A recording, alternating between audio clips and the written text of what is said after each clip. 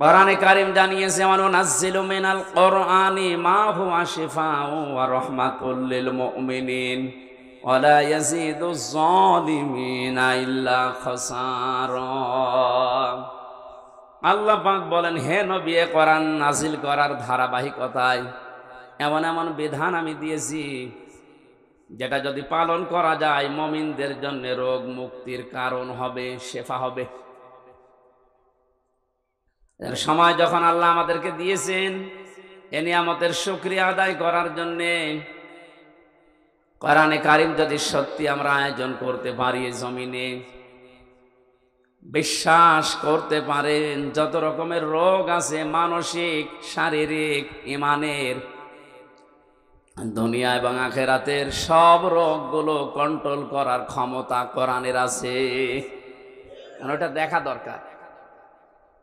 কোরআনের ওই ঔষধ অ্যাপ্লাই না করার কারণে 53 বছরে বহু আইন দিয়ে মুক্ত করার চেষ্টা চালিয়েছে চোর, কিন্তু চোর মুক্ত হয়েছে? চোর চাইছিল এ 17 বছরে আরো বেড়েছে। এক একজন যে কত বড় বড় চোর এখন ধরা পড়ছে। দরবেশের মতো মানুষ যদি এত টাকা চুরি করতে পারে, দরবেশ বাপ দিয়ে যেগুলো আছে এগুলো তো কত কিছু করিস বলেন। 36,000 কোটি টাকা ঋণ করেছে লোকটা, অথচ 32,000 কোটি টাকা খরচ করে পদ্মা সেতু বানিয়েছে। শুধু ওর টাকায় যদি এখন সরকার তার রাষ্ট্রীয় কোষাগারে জমা আনতে পারে, ওই রকম সেতু আরো বানিয়ে টাকা বেঁচে যাবে। তাও তো এটা সাধারণ মানুষ না, এটা দরবেশ। দাঁড়িয়ে দেখেছেন? এখন নাই নেই, এখন নমো।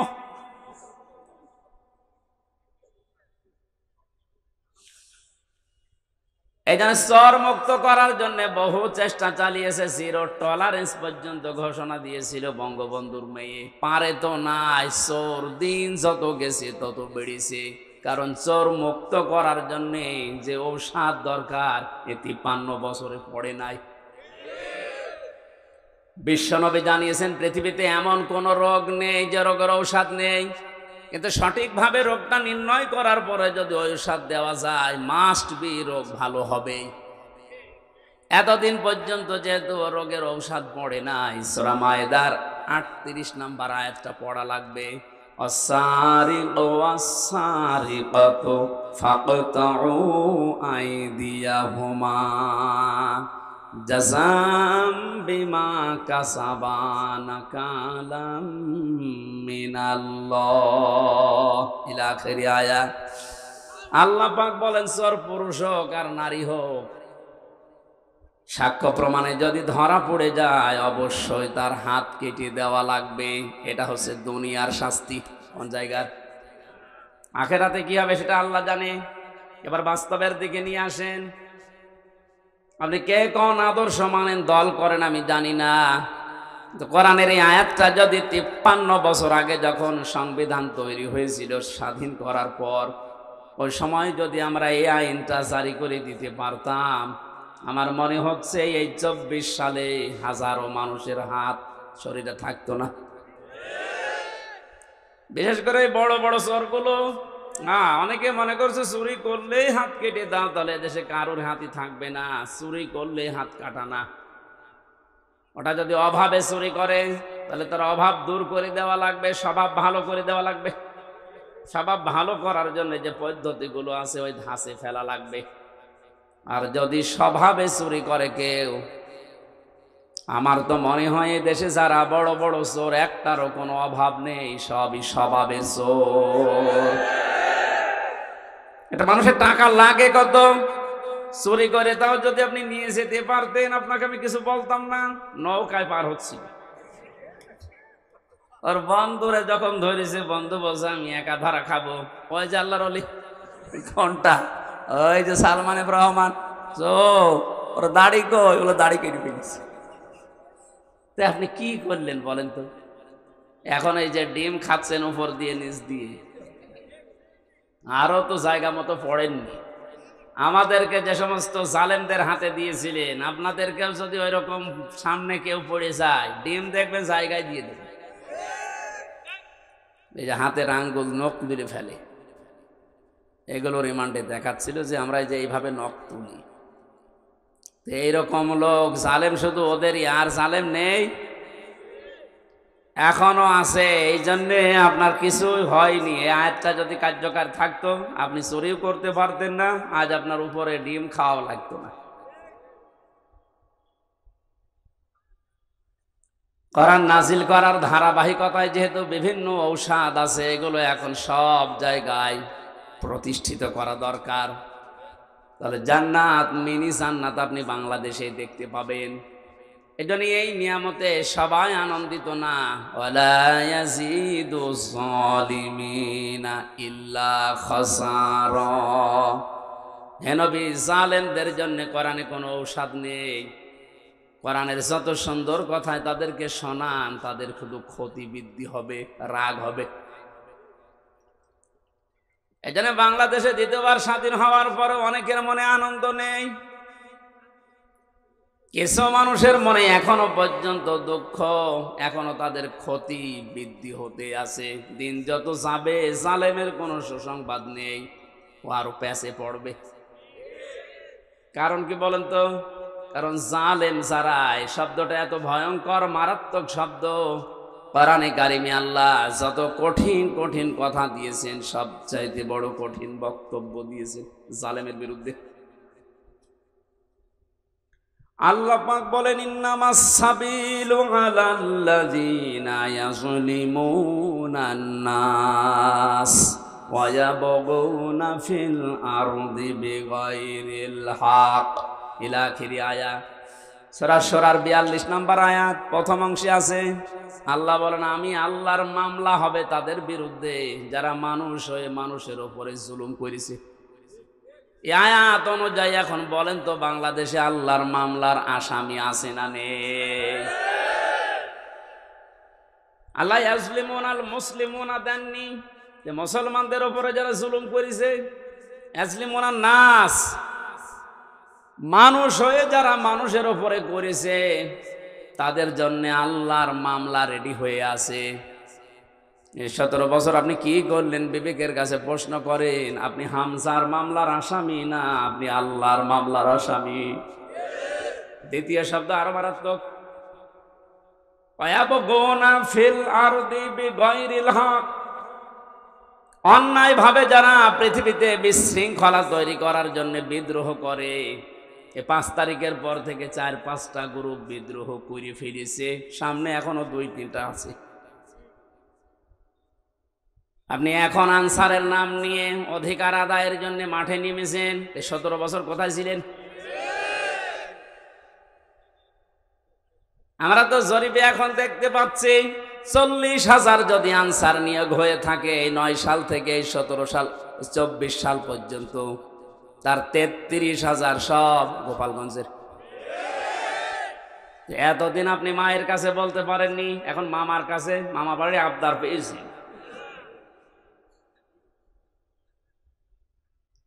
5 তারিখের পর থেকে এই 29 তারিখ পর্যন্ত পুলিশ ছাড়া যদি বাংলাদেশ চলতে পারে, ও আনসার ছাড়াও চলতে পারবে। আপনাদের অধিকারের বিরুদ্ধে আমি না, অধিকার আদায় করেন, বৈষম্য দূর করার জন্য, যেহেতু এই দেশটা স্বাধীন হয়েছে, করেন, কিন্তু সময় বুঝে তো এখনই শুরু করে দিয়েছেন। লোকটাকে কিছু গোছাতে দেবেন তো। কত ঋণ তার মাথার উপর আপনি রেখে পালিয়ে গেলেন, আপনি টের পাচ্ছেন? সেটা দাঁড়িয়ে আছে এখনো। তাকে একটু সময় দেন, সে একটু গুছিয়ে নিক। না, এখনই আমারে দেওয়া লাগবে, আসেন সামনে আসেন, আপনার বাহিনী তুলে দেওয়া হবে। এই জন্য বিশৃঙ্খলা যারা করছেন, আজ বিদ্রোহ ঘোষণা করছেন, আপনিও আল্লাহর মামলার আসামি। পারে নাই প্রথমে হিন্দুদের দিয়ে, হালে পানি নেয়নি, এরপরে প্রধান বিচারপতিকে দিয়ে একটা চেষ্টা চালিয়েছিল, আল্লাহ নষ্ট করে দিয়েছে। এরপরে নিচে আনসার, এটা দিয়েও হবে না। কারণ যে আছে, আপনি বললাম না, কাঁচা খেলোয়াড় না, পেছনে অনেক কিছু আছে হেলান দেওয়ার মতো। আমার মোবাইলে সর্বোচ্চ কল আসলে আসবে, সর্বোচ্চ আসলে আমার মনে হয় তারেক জিয়ার পিএস অপু ভাইয়ের কাছ থেকে কল আসতে পারে। কারণ ওনার সাথে আমি 3 বছর ছিলাম জেলে। আর একটু বেশি আসলে গিয়াসউদ্দিন মামুন ভাইয়ের কাছ থেকে আসতে পারে, ওনার সাথেও ছিলাম 3 বছর। তাছাড়া আর উপরে তারেক জিয়া দেবে না। আর ডক্টর মোহাম্মদ ইউনূসের মোবাইলে কল আসে বারাক ওবামার কাছ থেকে, জো বাইডেনের কাছ থেকে, শি জিনপিং এর কাছ থেকে। টের পাচ্ছেন ওর খুঁটি কোন জায়গায় বাঁধা, ওর পেছনে কি ধাক্কা দেওয়া আছে দেওয়ালে, আন্দাজে লাফান। বাস্তবতা কিছু জানেন?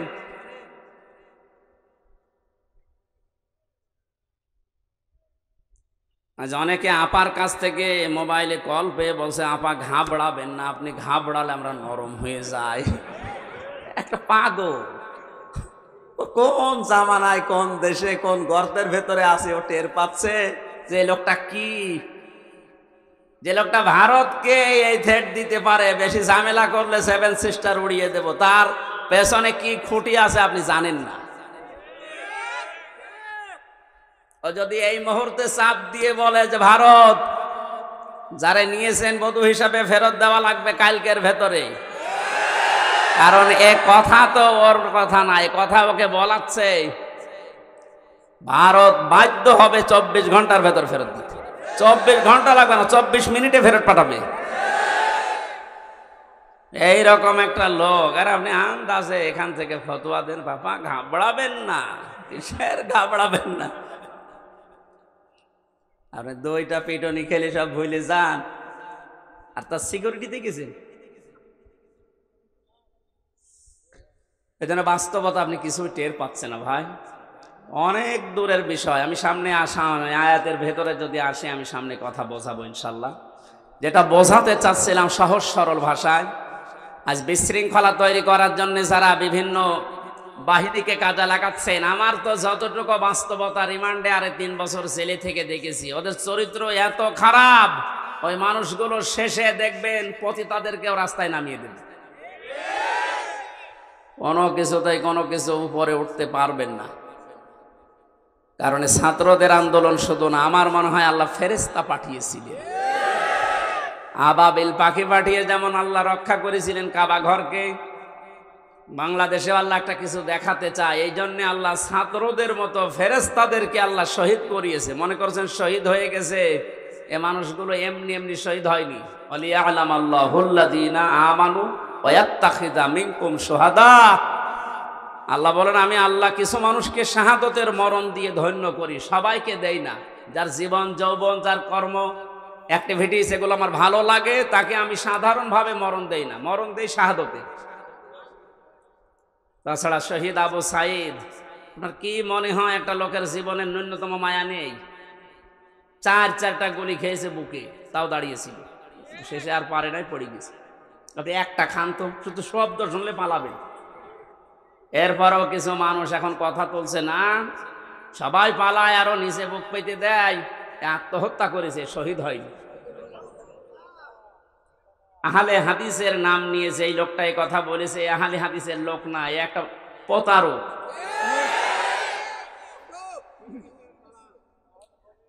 আহলে হাদিসের এই যে রাজশাহীর গদাগাড়ির অধ্যাপক মুজিবুর রহমান, ওনার সাথে আমি উমরায় ছিলাম রমজানে, কি উনি আহলে হাদিস না? আপনি উল্টা পাল্টা ধারণা করবেন আহলে হাদিস নাম হলে, না ওগুলো দালাল। এ কি রফিক নামে নাকি যেন কি বিন বিন বিন বিন। আমি 2টা তথ্য বলছি, হয়তো শুনেছেন আপনি, কিন্তু এভাবে শোনেননি, ভালো করে খেয়াল করেন। যারা এগুলো ধারণা করেন বলেন মুখ দিয়ে, খুব সাবধান। ওয়ালা তাকুলু লিমান ইয়ুকতালু ফি সাবিলিল্লাহি আমওয়াত বাল আহইয়াউ ওয়ালাকিন লা তাশউরুন। সূরা বাকারা 154 নম্বর আয়াতে আল্লাহ জানিয়েছেন, মানুষ যেন মুখ দিয়ে কথা বলে, এজন্য মুখের উপরে আল্লাহ নোটিশ দিয়েছেন, এই কথা বলবি না, এ মুখ দিয়ে কোনো দিন এই কথা বলবি না যে যারা মারা গেছে, শহীদ হয়েছে, যে ওরা মরে গেছে, কথা বলবি না। এ কথা কার? এই জন্য শহীদ শব্দটা অনেক দামি শব্দ। যারা শহীদ হয়েছে, জালেমের জুলুমের সামনে নিজের বুক পর্যন্ত দিয়েছে, জীবন পর্যন্ত দিয়ে যারা শহীদ হয়ে গেল, ওদেরও আমাদের মতো জীবনের মায়া ছিল, কিন্তু মানবতাকে বাঁচাতে দেওয়ালে পিঠ থেকে গেছে, শেষ পর্যন্ত না পেরে জীবন দিয়ে গেল। এ মানুষগুলোকে আপনি মরে গেছে কখনো বলতে যাবেন না। আল্লাহ বলেন বালা হইয়া, আরে ওরা জীবিত, ওয়ালা কিল্লা তাশউরুন, কিন্তু তোরা টের পাস না। এরপরে মানুষ যেহেতু হৃদয়ে কল্পনা আনতে পারে, ধারণা করতে পারে, এজন্য আল্লাহ ধারণার উপরে নোটিশ দিয়েছে, ওয়ালা তাহসাবান্নাল্লাযীনা কুতিলু ফি সাবিলিল্লাহি আমওয়াতা বাল আহইয়াউন ইনদা রাব্বিহিম ইয়ারযাকুন। সূরা আলে ইমরান 169 নম্বর আয়াত। তাফসীরে ফি জিলালিল কোরআনের ব্যাখ্যাটা ব্যাপক লেখা আছে, আমি সামিরাইজ করে বলছি। আল্লাহ বলেন ওই ধারণাও করবি না, যারা আমি আল্লাহর জন্য জীবন দিয়ে গেল এরা মারা গেছে এরকম ধারণাও করবি না, বরং তারা জীবিত এবং আমি আল্লাহর কাছে তারা রিজিক পায়। ধরে বলেন সুবহানাল্লাহ। এজন্য বড় কঠিন সতর্ক থাকা লাগবে এই বিষয়গুলোতে। অনেক জালেম পর্যন্ত এখন উঠে পড়ে লেগেছে শান্ত দেশকে অশান্ত করার জন্যে। আপনি কিন্তু হামজার মামলার আসামি থাকবেন না। আমরা যদিও এই জালেমদের বিরুদ্ধে ওরা যেমন 50টা মামলা বলেছিল আমারে দেবে, আমরা 100টা দেবো এখন। কিন্তু আপনি তার আল্লাহর আমার হামজার মামলার আসামি থাকছেন না, আপনি সরাসরি আল্লাহর মামলার আসামি হয়ে যাচ্ছেন। আপনার দুনিয়াও শেষ, আখিরাত তো শেষই। এরপরও অনেকে বলে হুজুর মাফ করে দিলে কি না, জালেমদের মাফ করলে মজলুমের উপরে অবিচার হয়। কারণ আপনি তো ওই জায়গায় পড়েননি তাই এ কথা বলছেন। 18 কোটি মানুষ যদি এদেশে মাফ করে দেয়, আয়না ঘরের সাথে যারা জড়িত ছিল, ব্যারিস্টার আরমানের বউ তাকে মাফ করবে? আপনার কি মনে হয় যে আন্দাজে বললে মাফ করে দেবে? আপনি থেকে দেখেন তো, স্বামী ছাড়া 8 বছর। আরে ভাই, একটা মানুষকে আপনি যদি মেরে ফেলতেন তাহলে তার বউটা অন্য জায়গায় বিয়ে করতে পারত। এক কথা বলছে না কেন? আর আপনি এমন জায়গায় রাখেন, এই জন্য আয়না ঘর মারা বানিয়েছে। আমার মনে হয় ওটা ধ্বংস করে ফেলা লাগবে না, ওটা রেখে দেন, ওটা টুরিস্ট প্লেস হিসাবে রেখে দেন। মানুষেরা ওইটা দেখতে যাবে, আর সামাম পৃথিবীর মানুষ জানবে যে এই বাংলাদেশে একটা জালেম ছিল। মানুষ কত বড় নৃশংস, কত বড় জুলুমকারী হলে এই মাটির নিচে এই ঘরের ভেতরে মানুষকে তাও 2-5 দিন রাখেন। 8 বছর রেখে দিয়েছে, কারোর 10 বছর, কারোর 12 বছর। আমিও মাটির নিচে ছিলাম, যেখানে আমি শুনেছি। আমারও তো বেশি দিন রাখেন। কি যে মানুষের একেবারে সহ্যের বাইরে চলে যাবে জায়গাটা। এই হাঁটুর ভেতর দিয়ে হাত দিয়ে, এরপরে আবার এখানে হ্যান্ডকাপ দিয়ে বেঁধে একটা মানুষ এভাবে ঘন্টার পরে ঘন্টা, দিনের পরে দিন, মাসের পরে মাস, বছরের পর বছর এভাবে রেখে দেয়। শুধু টয়লেট করার জন্য 1.5 মিনিট সময় দেয়। আমার সাথে যে আলেম ছিল মুফতি ফখরুল ইসলাম, কি কষ্ট যে লোকটাকে দিয়েছে। এই জন্য জালেম যারা, এদেরকে হেদায়েত আল্লাহ দেবেন না। আমি দোয়া হেদায়েত দেবে না, ওকে জাহান্নামে দেবেই। আমি এইটা বানালাম। এই কথা বন্ধ করে। আল্লাহু লা ইয়াহদিল কওমাজ জালিমিন, এ কোরআনের আয়াত না, আমি বানালাম। এক কথা বলেন। এই যে ইহদি, এখানে আলেম আছে না, মোজারে, এটা বর্তমান, ভবিষ্যৎ, প্রেজেন্ট, ফিউচার। আল্লাহ পাক বলেন আমি জালেমদেরকে হেদায়েত দিচ্ছি না, দেবও না। সুতরাং যারা জুলুম করেছেন, আপনি জানতেন না যে আয়না ঘরে কারা থাকে? অবশ্যই আপনি জানতেন, আপনার কথা মতো হয়েছিল। এই জন্য আপনি আল্লাহর হেদায়েত থেকে বঞ্চিত। যতবার হজ করেন না কেন, তাহাজ্জুদ মিলে পড়েন, আপনি হেদায়েত পাবেন না। আর হেদায়েত কেউ না পেলে এসে জান্নাত পাবে? বলেন বলেন। তাহলে আমরা একবারে ফতোয়া দিতে পারি যে আপনি চির জাহান্নামী, নাকি বেশি বলে ফেললাম? না না, আমি যা পড়েছি তাই বলছি। কারণ জালেমদেরকে আমি দোয়া করলো, আল্লাহ হেদায়েত দিচ্ছে না, দেবে না। কিয়ামতের ময়দানে আল্লাহ পাক 2 শ্রেণীর মানুষকে নবীর হাত থেকে হাউজে কাউসার খেতে দেবেন না। কয় শ্রেণী? 1 নম্বরে যারা ইসলামের ভেতরে নতুন নতুন বিষয় ঢুকিয়েছে, বেদাত বলে যারে, এদেশে সবচাইতে বেশি এটা। আমার তো ভয় হয় এই কারণে যে বাংলাদেশের হাজারো মুসলমান আমরা নবীর উম্মত দাবি করছি, কিন্তু এই বেদাত করার কারণে আল্লাহর নবীর হাত থেকে পানি পাবো না। দুই নম্বরে যারা জুলুম করে এবং জালেমের যারা প্রশংসা করে, তার সাহায্য করে, সহযোগী হিসাবে কাজ করে, এরা নবীর হাতের হাউজে কাউসারের পানি পাবে না।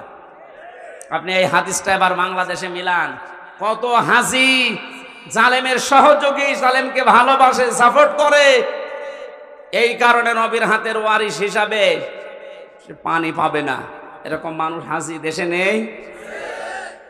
আপনার দুনিয়াও শেষ, আখিরাতও শেষ।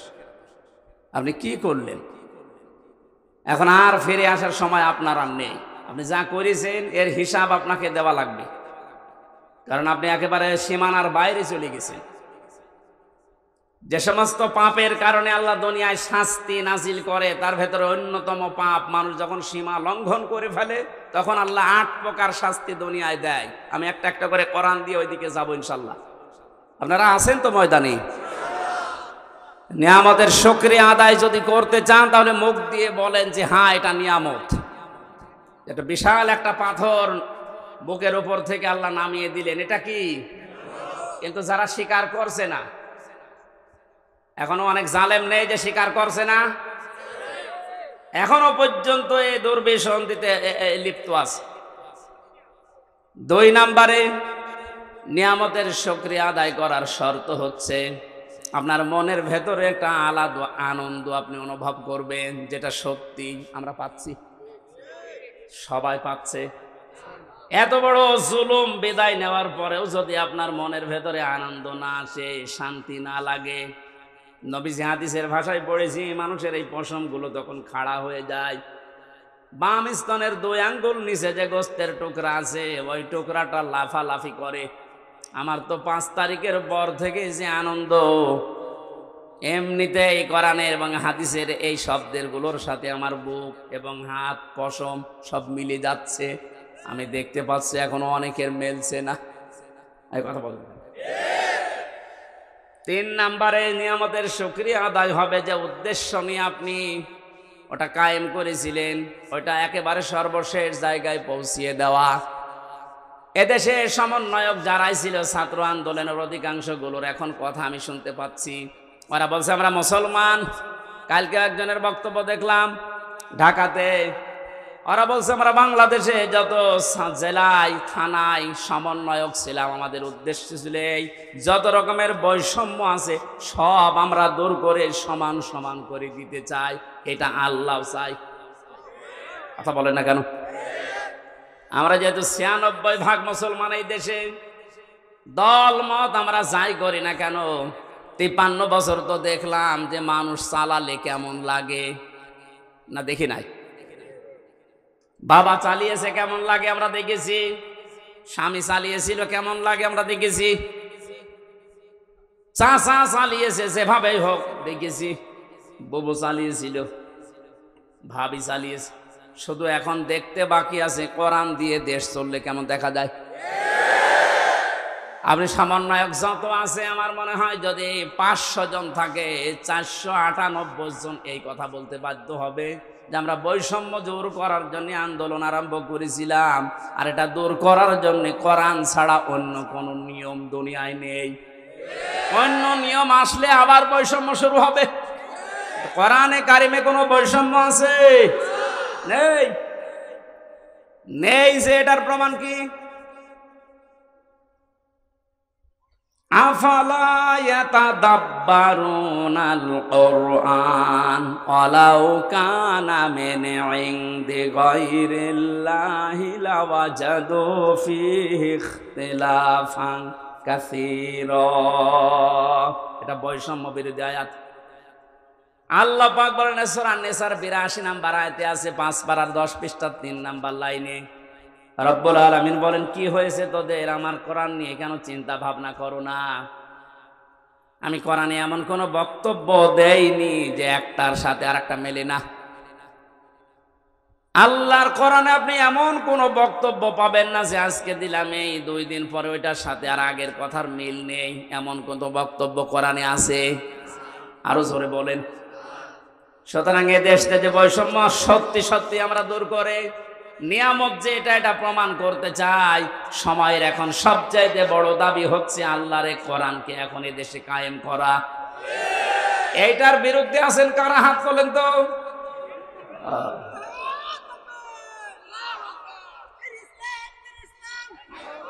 ঠিক আছে,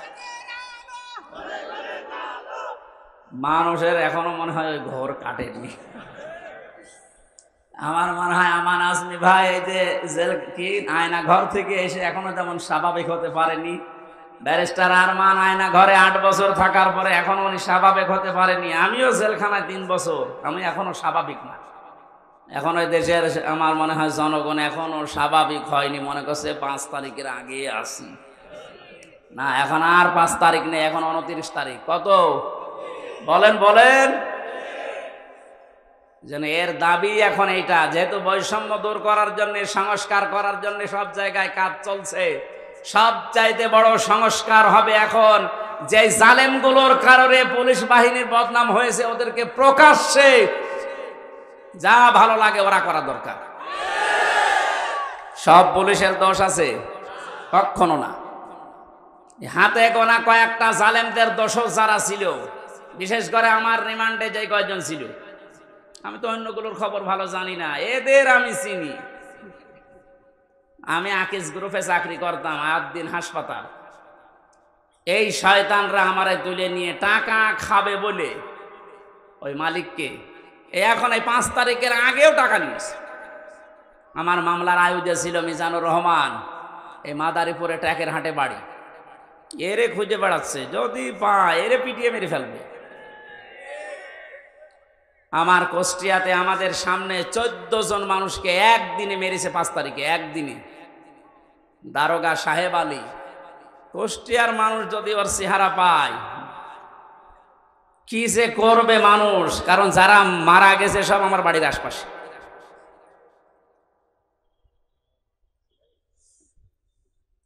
এএসপি নামে একজন ছিল রিমান্ডে আমার, শেখ ইমরান হোসেন।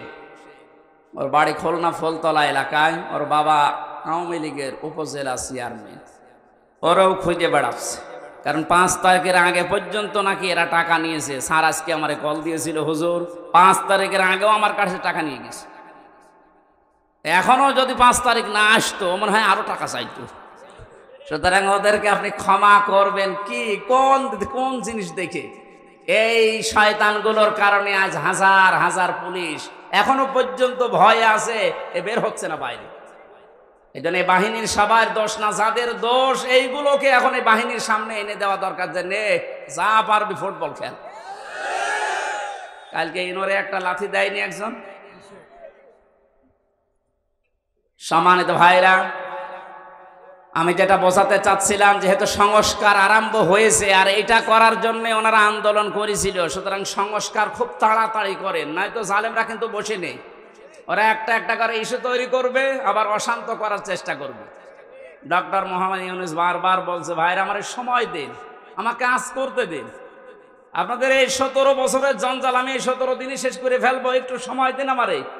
আর এর ভেতরে আমার কাজ চেয়ারে বসে কাজই করতে দেন না, খালি এইটা ওইটা ওইটা আমার বাড়ি ঘেরাও। তা আপনি ওনার বাড়ি ঘেরাও করে কি করবেন? ওনারে তো পেছনে যারা খুঁটি দিয়ে রেখেছে তারা তো আর এই বাড়ি ঘেরাও কিছু মনে করে না। এই জন্য এই সমস্ত ছোটোখাটো কাজ করে আপনি টার্গেটে পড়ে যেন না। সংস্কার যখন চলছে, বাংলাদেশের যত ডিসি আছে, এসপি আছে, টিওনো আছে, ওসি আছে, যারা জালেমদের সহযোগী ছিল, সবাই না, যারা ছিল ইমিডিয়েট তাদেরকে এই মুহূর্তে বাধ্যতামূলক বাদ দিয়ে দিন।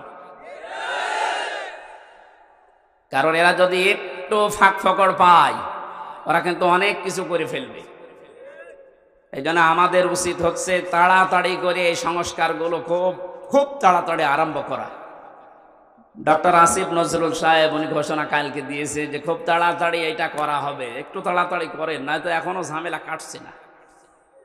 আমরা নিয়ামতের শুকরিয়া আদায় যে 3টা পদ্ধতি শুনলাম, মুখে স্বীকার করা, অন্তরে আনন্দ পাওয়া, আর যে উদ্দেশ্য নিয়ে এটা করেছে ওই উদ্দেশ্যটা এখন এই সংস্কারের মাধ্যমে কায়েম করা। আল্লাহ আমাদেরকে এভাবে নিয়ামতের শুকরিয়া আদায় করলে আমরা যেটা চাই ওইটা আল্লাহ আরো বাড়িয়ে দেবে। ওয়ালাইন কাফারতুম, যদি না শুকরি করেন, যদি না বোঝার ভান করে থাকেন, যদি এবার ভুল করেন, এই ভুল কিন্তু আর শোধরানোর জায়গা থাকবে না। আর ইন্না আযাবিলা শাদীদ, আল্লাহর আযাব শাস্তি বড় কঠিন। আল্লাহ তুমি আমাদেরকে এই আয়াতটা এক্ষুনি বাস্তবে মেনে নেওয়ার তৌফিক দাও, বলেন আমিন। দরুদ আর সালাম পড়ি আমাদের নবী মুহাম্মদ রাসূলুল্লাহর উপরে সাল্লাল্লাহু আলাইহি ওয়াসাল্লাম। আমার আজকের আলোচনার বিষয় হচ্ছে এই যে আযাব গজবগুলো একটা একটা করে এখনো থামছে না, আসতে আছে। এগুলোর কারণ ব্যাখ্যা করব আজকে কোরআন দিয়ে। সূরা রুম 41 নম্বর আয়াত। কত নাম্বার?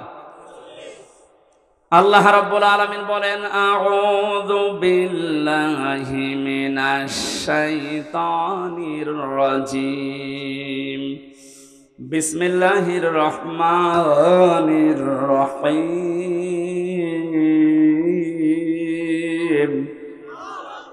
যাহারাল ফাসাদু ফিল বাররি ওয়াল বাহরি বিমা কাসাবাত আইদিন নাস লিয়ুযীকাহুম বা'দাল্লাযী আমিলু লা'আল্লাহুম ইয়ারজিউন।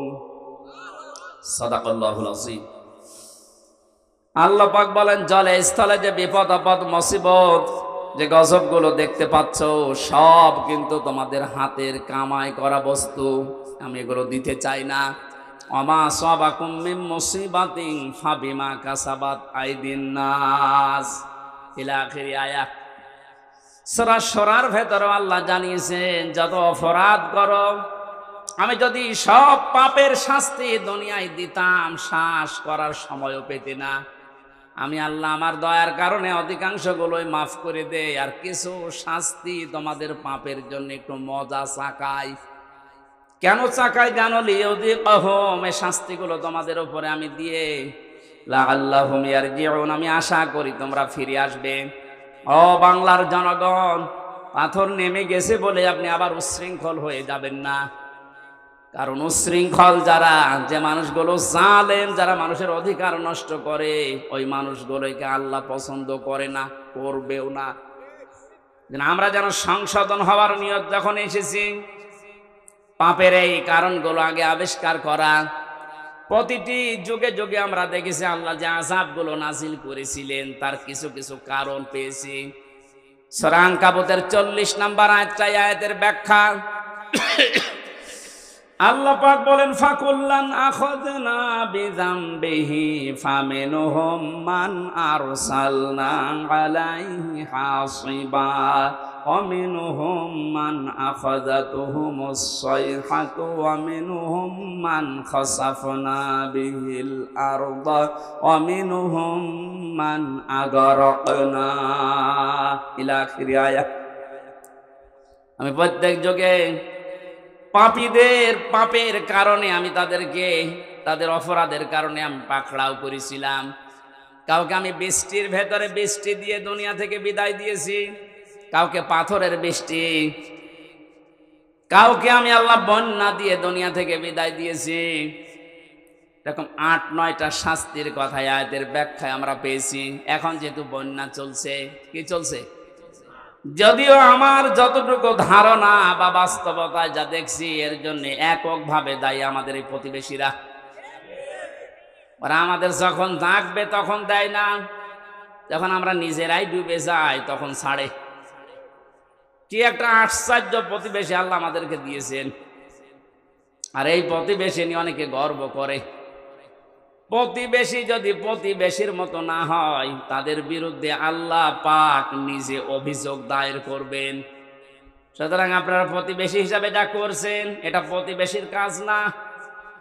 আমরা তাফসিরে হাদিসে এমনও পেয়েছি, প্রতিবেশীর মর্যাদা মূল্য এত বেশি, নবীজি বলতেন মাঝে মাঝে যে জিবরাইল যেভাবে প্রতিবেশীর কথা আমারে শোনায়, আমার তো মনে হচ্ছে যে আমার জমি জায়গা আবার প্রতিবেশীকে দিয়ে দেয়া লাগে কিনা। এত হক, এত অধিকারের কথা জিবরাইল এসে প্রতিবেশীর বিষয়ে নবীকে জানাতেন। আর আমরা কি কপাল নিয়ে আসলাম, প্রতিবেশী একটা পেয়েছি, কন্যা দিয়ে দিলাম, তারপরও বন্যা দিয়ে শেষ করে দিচ্ছে। আর কি দেব? যিনি বলেছিলেন যা দিয়েছি ভোলার মতো না, কোনদিন ভুলতে পারবে না, তাকেই তো দিয়ে দিলাম। কন্যা দেওয়ার পরে যদি বন্যা খাওয়া লাগবে, জানতাম যে কন্যা জীবনও দিতাম না। হেলিকপ্টারের মালিককে বলে দিতাম যে ভাই ওইদিকে না, যে অন্যদিকে যান। প্রতিবেশী আপনারা কিন্তু টার্গেট হয়ে যাচ্ছেন আল্লাহর। তারপরও যেহেতু প্রতিবেশী, আপনাদেরকে আহ্বান জানাচ্ছি, আপনাদের মানবিক যে দিকগুলো আছে একটু ফুটিয়ে তোলেন। কি অবস্থায় 12-13টা জেলার যে অবস্থা দেখতে পাচ্ছি, সহ্য করার মতন। আমার যেহেতু অনুষ্ঠানগুলো বিভিন্ন প্রান্তে নেওয়া আছে, এই জন্য সবসময় আমি যেতেও পারছি না। অর্থনৈতিকভাবে যতটুকু আমার সামর্থ্য আছে আমি চালাচ্ছি কাজ। বাংলাদেশ জামাতে ইসলামী কুষ্টিয়া জেলা শাখার পক্ষ থেকে ওনারা খরচ করে যাচ্ছে। আমি আহ্বান জানিয়েছি আমার জেলার ভেতরে যারা আছেন, সঠিকভাবে যদি এই বানভাসী মানুষকে কিছু দিতে চান, অন্যের হাতে দিলে হয়তো 2 নাম্বারই হতে পারে। আমার যতটুকু বাস্তবে দেখা, এদের হাতে দেন, সঠিক জায়গায় পৌঁছিয়ে যাবে, যাচ্ছেও তাই। আপনারা তা করলেন এই মানুষগুলোকে, এদের আর দেখার মতো শোনার মতো, এদের দুঃখ এখন কিন্তু মজলুম। আর আমরা জানি তাকি দাওয়াতাল মাজলুম ফাইন্নাহা লাইসা বাইনাহু ওয়া বাইনাল্লাহি হিজাব। আল্লাহ পাক বলেন পৃথিবীর মানুষেরা আর যাই করো না কেন, মজলুমের বরদুয়া থেকে নিজেকে বাঁচিয়ে রাখবা। খুব ভয়ঙ্কর বিষয়টা। মাজলুম সে যে কেউ হতে পারে। ও যদি সত্যিই মন থেকে এই জুলুমের কারণে কিছু বলে, আল্লাহ কিন্তু সত্যি সত্যি ওটার ফেরত দেয় না, সঙ্গে সঙ্গে কবুল করে নেয়। এর বাস্তব উদাহরণ যে ছোট হুজুরটা রফিকুল ইসলাম মাদানি, এ ছেলেটা আমার সাথে ছিল প্রথম 2 মাস। আমারে বলছিল, হামজা ভাই আমারে প্রথম ধরার পরে রিমান্ডে যেদিন আমার এরা 12:30টার সময় হাতির ঝিলে নিয়ে গেছে, পুরা উলঙ্গ করেছে। আমার শরীরে 1 টুকরা কাপড় রাখতে দেয়নি। রাস্তা 2 দিক থেকে ব্লক করে আমার পুরা শরীরটা উলঙ্গ করে একটা সিগারেট আমার হাতের ভেতরে ধরিয়ে দিয়েছে। একটা অর্ধ উলঙ্গ মেয়ে লোক কোথা থেকে যেন নিয়ে আসলো, আমার পাশে দাঁড় করিয়ে ছবি তুলতেছে। আর একে অন্যকে বলছে এটা আজকে ছড়িয়ে দেওয়া লাগবে, তাহলে দেশের মানুষ বুঝবে যে হুজুরের অবস্থা কি। উনি বলছে, আমি একজনকে জিজ্ঞাসা করলাম এক এসআইকে, যে আপনারা যা করলেন আমার সাথে, এটা কি সত্যি ডিবির হারুন স্যার জানে? ওই এসআই বলছে জানে না মানে, ও হারুন স্যারই করাচ্ছে। বলছে আমি এত অসহায় হয়ে গেলাম ওই সময়, মুখ থেকে আমার বের হয়ে গেল, আল্লাহ যা করলো তুমি তো দেখলে, যে লোকটার নির্দেশ মতো এগুলো করছে তারে তুমি একটু দেখো। আল্লাহ ঠিক দেখেছে। ছোট হুজুরকে যা করেছিল আল্লাহ দুনিয়ায় থাকতে ওরে দেখিয়েছে 3 ইঞ্চি। রাস্তায় বের হতে পারে না, মহিলারা পর্যন্ত নাকি এখন জিকির করছে 3 ইঞ্চি 3 ইঞ্চি। কি কোথায় নামিয়েছে আল্লাহ দেখলেন। এই জন্য রেকর্ড হচ্ছে, এই জন্য যারা প্রতিবেশী আছেন খুব সতর্ক থাকেন। মাজলুমের দোয়া কিন্তু আল্লাহ ফেরত দেবে না। আপনি যদি বলে কয়েও দিতেন যে এই 8 ঘন্টা 10 ঘন্টা পরে আমি পানি ছাড়বো, তাও তো আমি একটু গুছিয়ে নিতে পারতাম। রাতের বেলা ঘুমিয়ে আসে আর পানি দিয়ে আপনি ভাসিয়ে দিলেন। কত মানুষ এই ভেসেই মরে গেছে। আমার ভাইরা, এই যে বন্যা জলোচ্ছ্বাস এগুলো আসার পেছনে যে কারণগুলো পেয়েছি আমরা, কোন জাতির ভেতরে যদি মুনাফিকি বেড়ে যায়, উপরে ফিটফাট ভেতরে সদরঘাট, আর এই চরিত্রের মানুষ আমার জানা মতে বাংলাদেশে বেশি। এই 15 বছরে কত আলেম পর্যন্ত মুনাফিক হয়ে গেছে। আল্লাহ এমনিতে এই বিপদগুলো দেয় না। আমিনহুম মান আখাযাতুহু সাইহা, কারো উপরে আল্লাহ পাথরের বৃষ্টি নাজিল করে। তাফসীরের ভেতরে পড়েছি, আয়াতের ব্যাখ্যা করতে গিয়ে হযরত শুআয়ব আলাইহিস সালামের ঘটনাটা ফি জিলালিল কোরআনে আছে।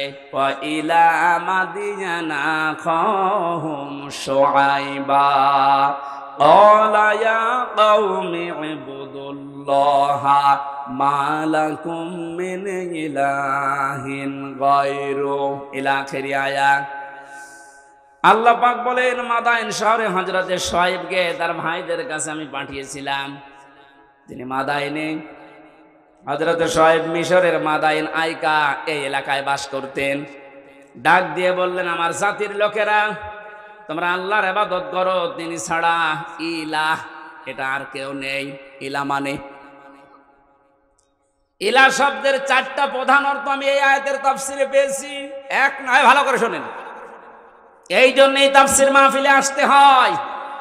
আলেমগুলো খেলা করার জন্য এখানে বসে নেই, ওনারা জানে না। এই গুরুত্বপূর্ণ কাজ বাদ দিয়ে ওনার মতো মানুষেরা যদি মোস্তফা আমিন বসে থাকতে পারে, আপনি কি হয়েছেন বলেন তো? ইলা শব্দের যে ব্যাখ্যা দিচ্ছে এবার নিজের জীবনের সাথে মিলাবেন। আল্লাহ রাব্বুল আলামিন জানিয়েছেন প্রতিটি নবীর যে দাওয়াতের পদ্ধতি ছিল, আমি কিছু কিছু কোরআনে কোড করেছি। তার ভেতরে শোয়াইব আলাইহিস সালাম একজন। তিনি জাতির লোকদেরকে বলেছিলেন, জাতির লোকেরা আল্লাহর ইবাদত করো, তিনি ছাড়া ইলাহ নেই। কি নেই? আমরা যেহেতু নবীর ওয়ারিস, নাকি মানেন না? এক কথা বলেন না কেন? আমি তো প্রথমেই বলেছিলাম রাজনৈতিকভাবে আমি একটা দলকে ভালোবাসি, সাপোর্ট করি, সহযোগিতা করি, কিন্তু এটা তো ওইটা না।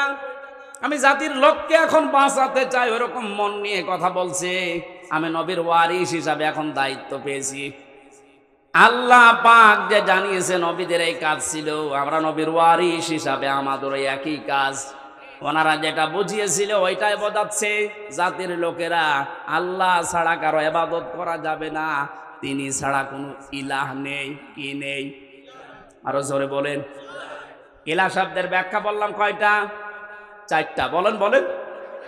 1 নম্বরে ইলাহ মানে আল্লাহ পাক বাদ দিয়ে আইন তৈরি করার ক্ষমতা কারণে, এই জন্য আল্লাহ ইলাহ। আল্লাহ কি?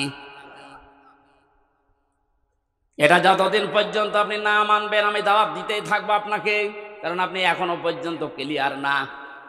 আইন তৈরি করার দায়িত্ব দুনিয়ার কারো হাতে আল্লাহ ছেড়ে দেয়নি, এটা আল্লাহর হাতে। কারো হাতে ছেড়ে দিলে সে নিজের দলীয় কায়দায়, নিজের ব্যক্তিগত কায়দায়, নিজের স্বার্থে, দলীয় স্বার্থে ওইটা বানাইতো। কথা বলেন না কেন? আল্লাহকে ওই রকম, এই কথা বলেন।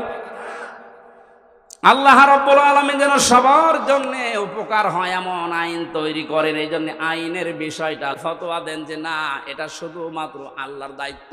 কার? জাতির লোকেরা এটাই তো বোঝাতে সে কুষ্টিয়া থেকে এসেছে যে আল্লাহর আইন বাদ দিয়ে কারো আইন মানা যাবে না, এমনকি মা বাবার আইনও মানা যাবে না। হ্যাঁ, ঠিক আছে তো? না না,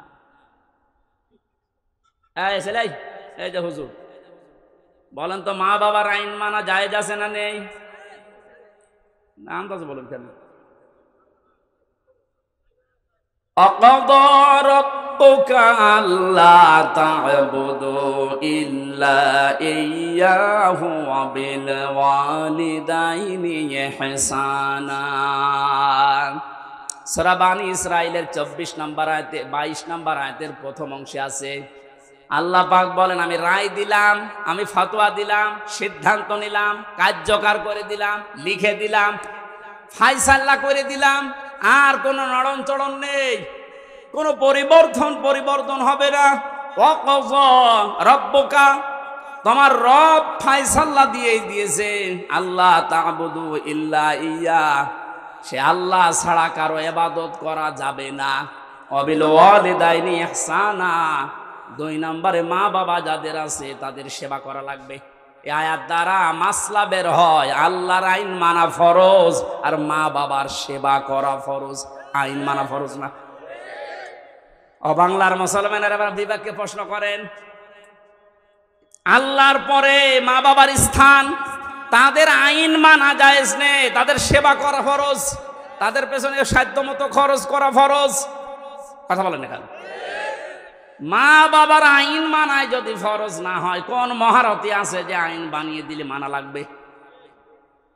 যারা আজ মানুষ হয়ে মানুষের তৈরি করা আইন মানার জন্য চেষ্টা চালাচ্ছেন, এখনো আপনি কুকুরের চাইতেও খারাপ।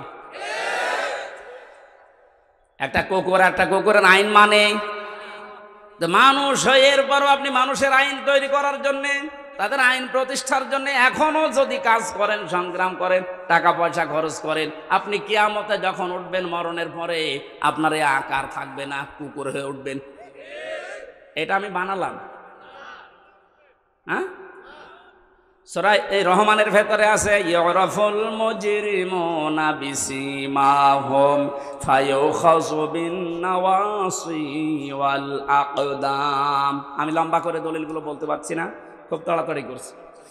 হযরত শুআয়ব আলাইহিস সালামের জীবনীতে এবার পেয়েছি, তাকে যে পাথরের বৃষ্টি দিয়ে ধ্বংস করে দিয়েছিলেন উম্মতদেরকে। হযরতে শুআয়ব জাতির লোককে বলেছিলেন, জাতির লোকেরা দুইটা কাজ তোমরা বেশি বেশি করো, এই জন্য আল্লাহ এই গজব দিতে যাচ্ছেন, সতর্ক হও। ফাআউফুল কাইলা ওয়াল মিজানা ওয়ালা তাবখাসুন নাসা আশিয়াআহুম ওয়ালা তুফসিদু ফিল আরদি বা'দা ইসলাহিহা ইলা আখিরি আয়াত। এক নম্বরে জাতির লোকের ভেতরে এই কাজটা বেশি ছিল, তারা ওজনে কম বেশি করত। কিসে? ওজন মানে শুধু দাড়ি পাল্লার ওজন বলেন না, পৃথিবীর প্রতিটি জিনিসের ওজন আছে, আপনার বিবেকের ওজন আছে। এই যে চেয়ারে বসেছি, চেয়ারের ওজন আছে। যারা আজ লেখাপড়া করায়, মাস্টার, শিক্ষক, ওস্তাদ, মুআল্লিম, তাদেরও ওজন আছে। তারা নেওয়ার সময় তো বিভিন্ন জায়গা থেকে জ্ঞান ভালোই অর্জন করেছে, এই যে মাস্টার, কিন্তু দেওয়ার সময় আর ঠিক মতো ছাত্র ছাত্রীদের দিতে চায় না। তখন বলে প্রাইভেট পড়া লাগবে, কোচিং করা লাগবে।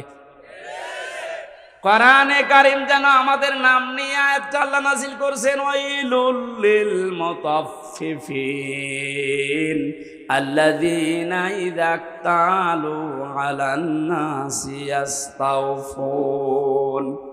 আল্লাহ বলেন ধ্বংস হয়ে যাক ওই দোকানদারগুলো যারা ওজনে কম বেশি করে। এখানে শুধু দোকানদার উদ্দেশ্য না, দুনিয়ায় যে যেখানে আছে ওই জায়গায় নেওয়ার সময় ঠিক মতো নেয়, দেওয়ার সময় যারা কম দেয়, এ মানুষগুলো এই আয়াতের ভেতরে শামিল। তাদের ধ্বংস কামনা করছে কে? যে যে জায়গায় আছে আমাদের ওজন যেন কম বেশি না হয়। আর জাতির ভেতরে ওজনের স্তর ঠিক নেই। ধনীরা অপরাধ করলে ওজন একরকম হয়, গরিব মানুষ অপরাধ করলে ওজন আর এক রকম হয়। নিজের দলীয় লোক অপরাধ করলে ওজন বিচার একরকম হয়, আর অন্য দলের লোক যদি অপরাধের নাম গন্ধ না শুধু শোনে, সন্দেহ করে, বিচার অন্যরকম হয়। এই জন্য তো গজব এসেছে। 2 নম্বরে আল্লাহ বলেন দুনিয়া শান্ত হয়ে যাওয়ার পরে কেউ যেন বিশৃঙ্খলা করার চেষ্টা করো না, যেটা এখন দিন দিন বাড়ছে। এই জন্য আমরা সাবধান হব। এই 2টা কাজ যদি সমাজে, দেশে জারি হয়ে থাকে, আপনি শুধু না, আমিও বাঁচতে পারবো না। এই জন্য আমাদের সতর্ক হওয়া লাগবে। আল্লাহর গজব নাজিল হওয়ার জন্য যে শাস্তিগুলোর কথা, যে কাজগুলোর কথা, আল্লাহ আমাদের এই কাজ থেকেই বিরত থাকার তৌফিক যেন দান করেন।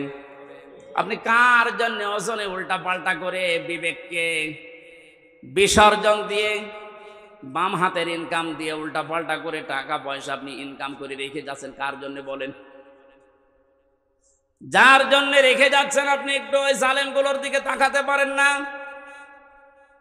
যারাই করেছিল, এই যে নাম দেখেন না, এক একটা ভিসি বানাতে 50 লাখ টাকা নিয়েছে, একটা কলেজের মাদ্রাসার অধ্যক্ষ বানাতে 20 লাখ টাকা নিয়েছে শুধু মন্ত্রী, বাকিগুলো তো আরো আছে। এই মহিলা ধরা পড়ার পরে কত লাথি, গোতা, কিল, ঘুষি আর গাইল তো আছেই। কি করলো সে? না 8-10 বছর 15 বছর একটু শান্তি পেয়েছে, মন মতো কাজ করেছে। এখন সারাটা জীবন মানুষের ঘৃণা, বরদোয়া আর অপমান নিয়ে বেশি থাকা লাগবে। যে যেখানে আসি ওজনটা ঠিক করে নাই তো কিন্তু শাস্তি আল্লাহ দিতে 10 বছরও লাগবে না, 10 সেকেন্ডই যথেষ্ট। 8টা শাস্তির কথা আমরা তাফসীর থেকে লিখেছি। হযরত হুদ আলাইহিস সালামের জাতির লোকেরা যে অপরাধ করত, তাদের জন্য যে শাস্তি আল্লাহ দিতেন। যেহেতু আমরা মুহাম্মদুর রাসূলুল্লাহর উম্মত, আমাদেরকে বিশ্বনবী জানিয়েছেন 2টা কাজ থেকে বিরত থাকবা, নয়তো আল্লাহর গজব আযাব অন্যান্য নবীদেরকে যেভাবে ঘিরে ধরেছিল। আমি দোয়া করেছিলাম, আল্লাহ আমার উম্মতকে একবারে ধ্বংস করে দিও না, এই জন্য আসে না। কিন্তু যদি এগুলো ব্যাপক হারে আরম্ভ হয়, আল্লাহর গজব নাজিল হতে কিন্তু বেশি সময় লাগবে না। আমাদের হাতের কামাইগুলো আমরা বন্ধ করব, বিশেষ করে ওজনটা। আর সব জায়গায় ওজনে কম বেশি করা হচ্ছে। আমরা চেয়ারে বসেও সোনালা কথা বলতে পারি না, আর 15 বছর তো পারি নাই। এখান থেকে একবার হুজুর এদিকে বলেন না ওদিকে বলেন না, ঠিক করেন। তো কি ঠিক করব? ঠিক করতে করতে তো আমরা চলে গেছি গর্তের ভেতরে। কেন্দ্রীয় মসজিদের ইমাম যিনি বাইতুল মোকাররম, তাকান তার দিকে। এই লোকটা পর্যন্ত যদি দালাল হয়ে যায় তো এই দেশে আর কার দিকে ভরসা করবেন? অপমান করে আল্লাহ বিদায় দিয়েছে। যত রকমের ক্ষতি হয়েছে বাংলাদেশে ইসলামের এবং মুসলমানদের, বিশেষ করে ইসলামপন্থী উদার যারা, তাদের সবচেয়ে বেশি আমার মনে হয় ক্ষতি হয়েছে দালালপন্থী আলেমগুলোর কারণে। কারণ নেক্সট সুরাতে ধোঁকা দিত এরা মানুষকে, আর আমাদেরকে মাঝে মাঝে জেলখানার ভেতরে ফতোয়া পাঠাতো। এত বেশি বোঝার দরকার কি? দেশে হুজুর আর নেই, হুজুর আছে ওইভাবে চেপে রাখার অভ্যাস আমার নেই। যা পড়েছি যা বুঝেছি ওটা কোরআনে যে ফোর্সে আল্লাহ দিয়েছে ওটা বলতেই থাকবো মরণ পর্যন্ত। আল্লাহ এমন কোন গনা, এই ওজনটা আমরা যেন প্রত্যেকে ঠিক করি, কোন জায়গায় যেন বিশৃঙ্খলা না হয়, চেপে ধরবেন। যে যেখানে আছেন বিশৃঙ্খলা তৈরি হওয়ার আশঙ্কা থাকলেই ওরা যদি ডালে ডালে চলে, আমাদেরকে পাতায় পাতায় চলা লাগবে, নাইতে স্বাধীনতা কিন্তু আবার হারিয়ে যাবে। আল্লাহ বাস্তবতায় তুমি মানে কোরআনের আয়াত যেভাবে নাজিল করেছো ওইভাবে বোঝার তৌফিক দাও। আল্লাহুম্মা আমিন।